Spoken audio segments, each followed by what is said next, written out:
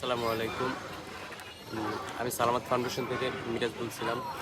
তো ইতিমধ্যে আমরা দেখতে পাচ্ছি বাংলাদেশের বিভিন্ন জেলায় বন্যা শুরু হয়ে গেছে। তো মানুষের পাশে দাঁড়ানোর জন্য আমরা আরও একটি উদ্যোগ নিয়েছি। আলহামদুলিল্লাহ উদ্যোগটি আজ সফল করার চেষ্টায় আছি আমরা।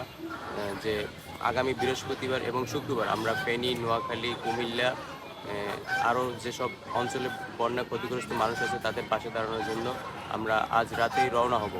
তো আমরা প্রতি পরিবারের জন্য বাজেট রাখছি ১,০০০ থেকে ১,২০০ টাকা।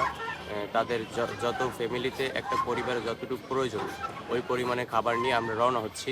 এবং পাশাপাশি আছে কাপড়, তারপরে আছে আপনার রেইনকোট, তারপরে চিকিৎসা, তারপরে ওষুধ, তারপরে মেয়েদের পার্সোনালিটি যেসব ওষুধ বা বিভিন্ন যা লাগে এবং চিকিৎসা সহ আমরা সব কিছু নিয়ে আলহামদুলিল্লাহ আজকে রওনা হব। এবং সবার কাছে দোয়া চাচ্ছি যেন আমরা এটা সফল করতে পারি।